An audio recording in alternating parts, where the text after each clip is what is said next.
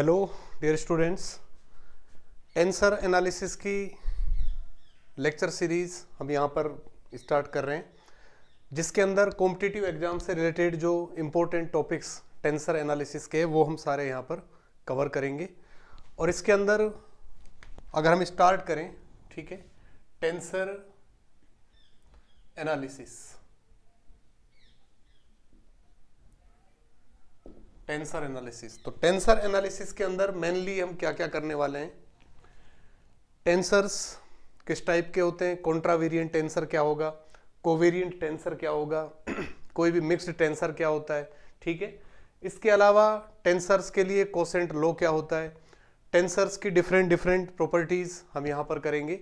Matric tensor क्या होगा, fundamental tensor क्या होगा, एसोसिएट टेंसर्स क्या होंगे, और क्रिस्टोफर सिंबल्स, ठीक है, किस तरह से डिफाइन होंगे, और कोवेरिएंट डेरिवेटिव, ठीक है, जिसकी सहायता से फिर आप टेंसर्स के अंदर डाइवर्जेंस है, कर्ल है या ग्रेडियंट है, वो सारी चीज़ें आप डिफाइन कर पाएंगे। तो हम यहाँ पर टेंसर एनालिसिस की अगर बेसिक की बात करें, सबसे पहला क्वेश्चन तो यही है कि टेंसर्स क्या है। तो हम जो चीज़ें ऑलरेडी पढ़ चुके हैं, जो क्वांटिटीज या जो एंटिटीज हम पढ़ चुके हैं, उनके अंदर स्केलर्स हम पढ़ चुके हैं, ठीक है। स्केलर्स वो क्वांटिटीज हैं जिनका केवल मैग्नीट्यूड होता है, ठीक है। वेक्टर्स हम पढ़ चुके हैं, वेक्टर्स वो क्वांटिटीज हैं जिनका मैग्नीट्यूड है और साथ ही उनकी क्या होती है, डायरेक्शन होती है उनके अंदर। तीसरी जो एंटिटी आती है यहाँ पर हमारे पास, वो है टेंसर्स। तो टेंसर्स के अंदर क्या होगा, मैग्नीट्यूड और डायरेक्शन के साथ साथ जो कंपोनेंट्स है उसके वो किस प्लेन पर है, वो प्लेन है, वो भी इंपॉर्टेंट वहां पर हो जाता है। तो उस तरह की जो एंटिटीज है उन्हें फिर हम क्या कहते हैं, टेंसर कहते हैं। जैसे स्केलर का एग्जांपल आप लेते हो कि स्पीड स्केलर है, जबकि आपका जो डिस्प्लेसमेंट है वो क्या होता है, वेक्टर होता है। जो स्ट्रेस जो होती है, स्ट्रेस, वो एक एग्जाम्पल होता है टेंसर का, और वो सेकेंड ऑर्डर का क्या बनता है, टेंसर बनता है, ठीक है।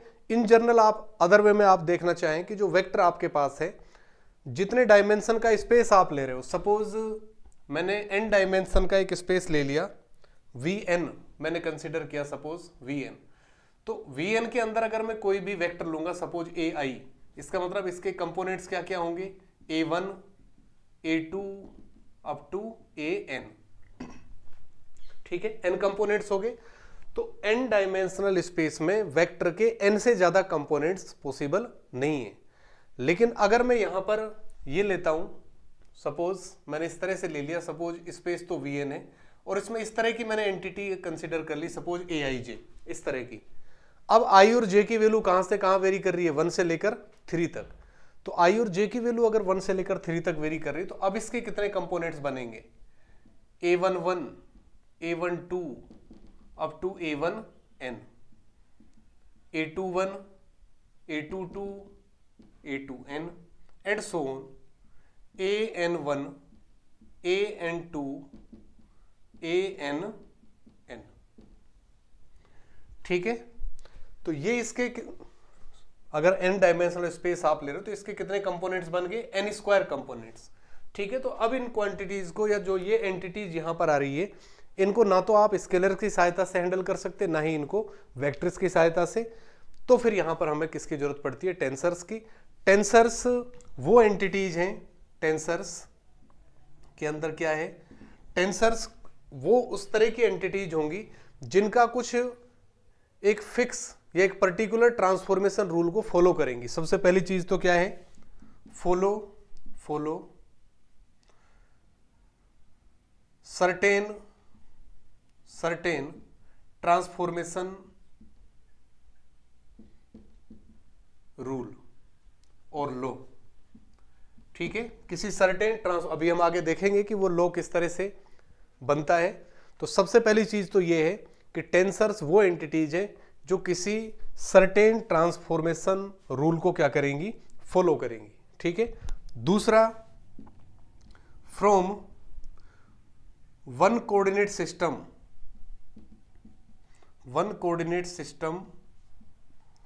To other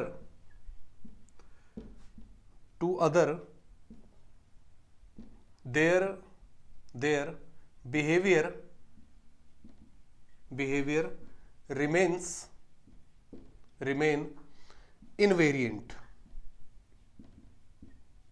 invariant. इसका मतलब है कि अगर एक कोऑर्डिनेट सिस्टम से दूसरे कोऑर्डिनेट सिस्टम में अगर आप इन एंटिटीज को ट्रांसफॉर्म करोगे अंडर दिस रूल, जो कि सर्टेन रूल होगा, तब इन एंटिटीज का जो बिहेवियर है वो एक सिस्टम से दूसरे सिस्टम में जाने पर चेंज नहीं होगा, बिहेवियर इनवेरिएबल होगा। ठीक है, इनवेरिएंट का मतलब है नो चेंज। तो अगर इनका बिहेवियर इनवेरिएंट होगा, इसका मतलब यह है कि अगर एक कोऑर्डिनेट सिस्टम में कोई एंटिटी है जो सपोज वेलोसिटी को रिप्रेजेंट कर रहा है, तो फिर दूसरे कोऑर्डिनेट सिस्टम में भी उसको क्या बनना चाहिए, वेलोसिटी ही बनना चाहिए। ठीक है, तो ये प्रॉपर्टीज अगर किसी एंटिटी के अंदर आ जाती हैं कि उनका जो बिहेवियर है from one coordinate system to other remains same, और दूसरी चीज क्या है, दे ओबे सर्टेन ट्रांसफॉर्मेशन रूल्स, तब उन एंटिटीज को हम क्या बोलते हैं, टेंसर्स बोलते हैं। ठीक है, इन जनरल अपन ये भी कहते हैं कि जो टेंसर्स हैं वो वेक्टर्स का जनरलाइजेशन है, क्योंकि टेंसर्स का एक पर्टिकुलर केस क्या बनेंगे, वेक्टर बनेंगे। अभी हम डिफाइन करेंगे कि कोई भी अगर टेंसर आपके पास है तो टेंसर की रैंक क्या होती है या उसका ऑर्डर क्या होता है, और उस ऑर्डर के हिसाब से अपन डिफाइन कर पाएंगे कि स्केलर और वेक्टर ये दोनों टेंसर के पर्टिकुलर केसेज हैं। ठीक है, तो वो जब हम रैंक और ऑर्डर डिफाइन करेंगे उसी के अंदर हम आपको इसको बताएंगे। जहां तक इंट्रोडक्शन की बात करें, इंट्रोडक्शन की, ठीक है, या इंट्रोडक्शन या ये कहें कि हिस्ट्री की हम बात करें, टेंसर एनालिसिस की अगर हिस्ट्री की हम बात करें, तो टेंसर एनालिसिस का जो मेनली डेवलपमेंट जो हुआ है उसका जो श्रेय जाता है वो जाता है मैथमेटिशियन गाउस, ठीक है, रीमान,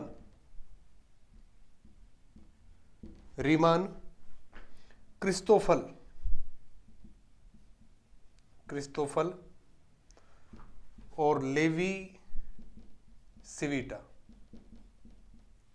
ठीक है, तो ये कुछ एक मैथमेटिशियंस हैं जिनके नाम आप टेंसर के डेवलपमेंट में एसोसिएट कर सकते हैं, गाउस, रीमान, क्रिस्टोफल, लेवी, सिविटा। इसके बाद अगर एप्लीकेशन की बात करें हम, एप्लीकेशन पार्ट है जो टेंसर्स का एप्लीकेशन पार्ट, अगर एप्लीकेशन की पार्ट की मैं बात करूं तो उसमें मेनली जो कंट्रीब्यूशन है वो है एल्बर्ट आइंस्टाइन।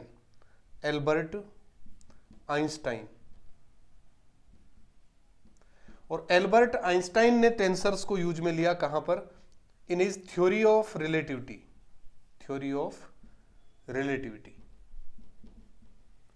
ठीक है, तो टेंसर का डेवलपमेंट इन मैथमेटिशियंस ने किया, और टेंसर्स को एक तरह से पॉपुलर बनाने में जो सबसे बड़ा कंट्रीब्यूशन रहा इस ब्रांच को, वो एल्बर्ट आइंस्टाइन का रहा, जिन्होंने थ्योरी ऑफ रिलेटिविटी के अंदर टेंसर को एज ए मैथमेटिकल टूल काम में लिया।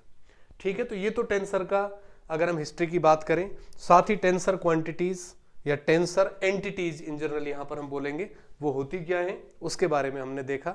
अब इसके अंदर जो अपने सिलेबस की पार्ट है की जो चीजें हैं वो यहां पर हम स्टार्ट करते हैं। कोशिश करूंगा मैं कि जो लेक्चर्स हैं वो थोड़े छोटे रखें अपन, ताकि आप आसानी से उनको देख पाए। तो ये हो सकता है कि जो लेक्चर्स का नंबर है वो थोड़ा ज़्यादा हो जाए, लेकिन अपन लेक्चर्स की जो लेंथ है वो छोटी ही रखेंगे। ठीक है, तो सबसे पहली चीज़ अगर मैं इसमें लिखना चाहूँ, सबसे पहले आता है वीएन, जिसे हम क्या कहते हैं, N dimensional space, M dimensional space, VN. ठीक है, VN is N dimensional space. अगर इसका कोई भी पॉइंट मैं लूंगा यहां पर, ठीक है, सपोज एन डायमेंशनल दिया हुआ है और इसका कोई भी पॉइंट अगर मैं लूं, पॉइंट, तब इस पॉइंट के मैं क्या लिखूंगा, कोऑर्डिनेट्स। क्या लिखूंगा, कोऑर्डिनेट्स। और टेंसर के अंदर जो कोऑर्डिनेट्स हैं वो किस तरह से लिखे जाएंगे, ये इंपॉर्टेंट है। यहां पर जो कोऑर्डिनेट्स हैं हम इस फॉर्म में लिखेंगे, x1, x2 up to xn। N dimensional space में अगर कोई भी पॉइंट लेंगे तो उसके जो कोऑर्डिनेट्स है उसमें n कंपोनेंट्स बनेंगे, x1, x2 up to xn। और साथ ही एक चीज जो यहां पर इंपॉर्टेंट है वो ये है कि x2, ठीक है, x1, ये सारे के सारे नोटेशंस हैं। ठीक है, इन जनरल ये जो नोटेशंस आप काम में लेते हो, x1, x2, x3 and so on, इस तरह से ये वाले नोटेशंस हम यहां पर काम में लेंगे। इसलिए आपको ध्यान रहे x2 है ये notation, not x square. Power नहीं है इसकी, जस्ट ये है कि सेकंड नंबर पर जो कोऑर्डिनेट सेकंड नंबर का जो कंपोनेंट है वो क्या है, x2 है, थर्ड नंबर का कंपोनेंट क्या है, x3 है, and so on, it's not power. तो ये चीज ध्यान रहे, x square is not, x2 is not equal to x square, these two things are different. Okay, so ये चीज आपको माइंड में रखनी है हमेशा कि टेंसर्स के अंदर जो अपर इंडेक्स आप काम में ले रहे हो, ठीक है, ये जस्ट नोटेशंस की फॉर्म में काम में आ रही है, इट्स नॉट पावर, ये पावर नहीं है। तो n डायमेंशनल स्पेस में अगर किसी भी पॉइंट का कोऑर्डिनेट हमें लिखना है तो हम इस तरह से लिखेंगे। अगर मैं ये लूं, suppose number m is less than n, इस तरह से मैंने लिख दिया, उस केस में जो vm बनेगा, vm इसे हम क्या कहेंगे, सब स्पेस ऑफ vn, सब स्पेस ऑफ vn, इस तरह से आप सब स्पेस बना सकते हो। ठीक है, vn के अंदर अगर m को मैं n से क्या ले रहा हूं, छोटा, तो उसके करस्पॉन्डिंग vm में क्या बना सकता हूं, सब स्पेस बना सकता हूं। अगर इसके अंदर मैं m इक्वल टू किसके ले लूं, n-1 के, m इक्वल टू n-1, तो जो ये बनेगी क्वांटिटी v, या ये जो स्पेस बनेगी vn-1, इसे हम कहते हैं हाइपर सरफेस। क्या कहलाएगा, हाइपर सरफेस। ठीक है, तो हाइपर सरफेस के अंदर कैपिटल M इक्वल टू हम किसके ले लेते हैं, n-1 के। इसके बाद जो नेक्स्ट थिंग यहां पर हम करेंगे, ट्रांसफॉर्मेशन, कोऑर्डिनेट ट्रांसफॉर्मेशन किस तरह से होते हैं।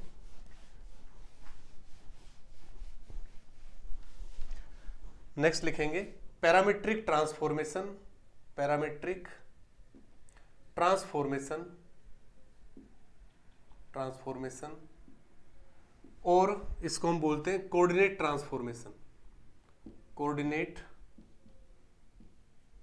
ट्रांसफॉर्मेशन। तो जब भी ट्रांसफॉर्मेशन की बात आए तो ट्रांसफॉर्मेशन के अंदर आपको कुछ चीजें हैं जो ध्यान में रखनी है। ट्रांसफॉर्मेशन आपने पहले पढ़े होंगे, जैसे कॉम्प्लेक्स के अंदर आप पढ़ते हो, कॉम्प्लेक्स एनालिसिस के अंदर कन्फॉर्मर मैपिंग पढ़ते हो, या बाइलिनियर ट्रांसफॉर्मेशन आप पढ़ते हो। वहां पर क्या करते हैं हम, वहां पर दो प्लेन हम लेते हैं, एक प्लेन तो हम कौन सा लेते हैं, एक्स वाई प्लेन, ठीक है, या जेड प्लेन, ठीक है, एक तो क्या लेते हैं हम, जेड प्लेन, और जेड प्लेन के पॉइंट्स को या जो भी शेप है उसको हम किस में ट्रांसफॉर्म करते हैं, फिर डब्लू प्लेन के अंदर, डब्लू प्लेन। जेड प्लेन का अगर कोई भी पॉइंट में लूंगा तो वो क्या लूंगा, एक्स वाई, और डब्लू प्लेन का अगर कोई भी पॉइंट में लेता हूं तो वो क्या लेता हूं मैं, यू वी। ठीक है, तो डब्लू इक्वल टू किसके लेते हैं, यू प्लस आयोटा वी के, और इधर जेड इक्वल टू किसके लेते हैं, एक्स प्लस आयोटा वाई के। तो यहां पर जो पॉइंट के कोऑर्डिनेट्स हैं वो एक्स कोमा वाई की फॉर्म में लिखते हैं, यहां पर जो पॉइंट के कोऑर्डिनेट्स है वो यू कोमा वी की फॉर्म में हम लिखेंगे। उस केस में जो ट्रांसफॉर्मेशन इक्वेशंस बनते हैं, यानी कि u और v तो किसके फंक्शन बनेंगे, x और y के, ये होता है u is function of X Y, इसी तरह से v is function of X Y. आप ये भी लिख सकते हो x is function of u comma v, और इसी तरह से y या v, हाँ, y is function of u comma v। तो ये ट्रांसफॉर्मेशन इक्वेशंस कहलाते हैं, या इनको पैरामीट्रिक ट्रांसफॉर्मेशन कहते हैं, या इनको कोऑर्डिनेट ट्रांसफॉर्मेशंस कहते हैं। तो सेम चीज यहां पर है, दो कोऑर्डिनेट सिस्टम हम लेंगे, एक तो एक्स आई सिस्टम ले रहा हूं मैं, दूसरा एक्स बार आई सिस्टम ले रहा हूं, एक्स आई कोऑर्डिनेट सिस्टम, दूसरा x bar I coordinate system. X I system के अंदर अगर कोई भी पॉइंट में लूं तो उस पॉइंट के कोऑर्डिनेट्स क्या ले सकता हूं मैं, इस तरह से x1 x2 up to xn, ये तो एक्स आई सिस्टम का coordinate. X bar I system के कोऑर्डिनेट को मैं लिख सकता हूं x bar 1, x bar 2 and so on x bar n, इस तरह से। तब ट्रांसफॉर्मेशन रूल क्या होगा, मैं इस तरह लिख सकता हूं, एक्स बार 1 किसका फंक्शन बनेगा, x bar 1 is function of इधर वाले कोऑर्डिनेट्स का, यानी कि x1 x2 up to xn। इसी तरह से X bar 2 is function of x1 x2 up to xn and so on. इसी तरह से आप आगे लिख सकते हो x bar n will be function of x1 x2 up to xn। तो जो भी चीजें आपको बताई जा रही है बहुत बेसिक चीजें हैं, ठीक है, तो इनको आपको अच्छे से समझना है, तभी आप टेंसर की आगे की चीजें समझ पाएंगे। ठीक है, तो ये तो मैंने लिख दिया, x bar 1 x bar 2 x bar n इधर वाले कोऑर्डिनेट्स के फंक्शन होंगे। साथ ही आप ये भी तो लिख सकते हो कि जो x1 है वो इधर वाले कोऑर्डिनेट्स का फंक्शन बनेगा, तो x1 is function of x bar 1 x bar 2 up to x bar n। इसी तरह से x2 किसका फंक्शन बनेगा, x bar 1, x bar 2 and so on x bar n का। और इसी तरह से xn is function of x bar 1, x bar 2 and x bar n। तो ये आप ट्रांसफॉर्मेशन इक्वेशंस लिख सकते हो, पैरामीट्रिक ट्रांसफॉर्मेशंस लिख सकते हो कि एक कोऑर्डिनेट दूसरे कोऑर्डिनेट में अगर ट्रांसफॉर्म हो रहा है तो किस तरह से चीजें हो रही है। इसको एक ही इक्वेशन की फॉर्म में भी मैं लिख सकता हूं इस तरह से।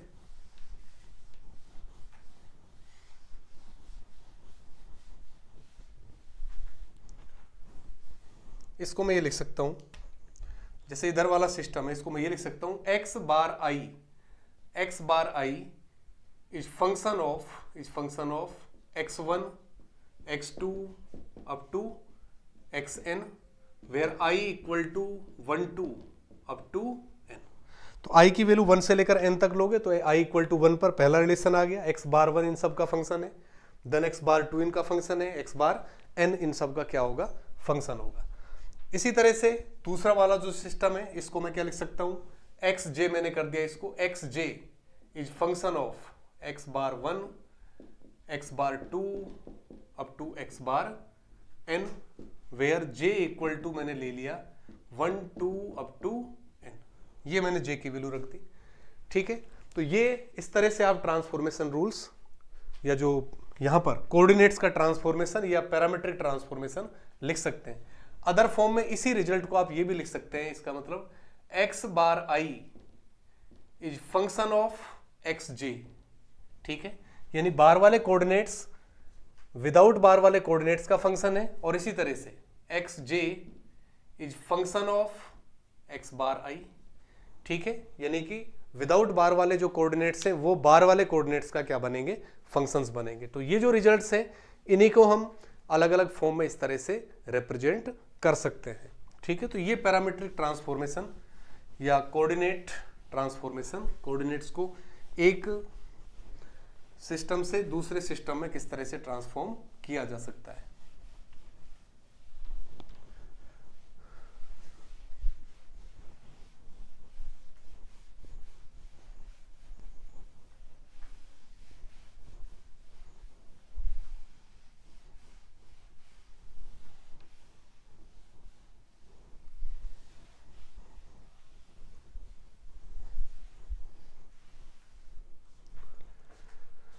ठीक है। इसके बाद नेक्स्ट जो हमारा लेक्चर है उसके अंदर हम कुछ चीज़ें डिफाइन करेंगे, जैसे डमी इंडेक्स क्या होता है, रियल इंडेक्स क्या होता है, ठीक है, आइंस्टाइन समेशन कन्वेंशन क्या होता है, और क्रोनिकर डेल्टा की कुछ प्रॉपर्टीज। तो ये सारी चीज़ें हम नेक्स्ट लेक्चर के अंदर करेंगे।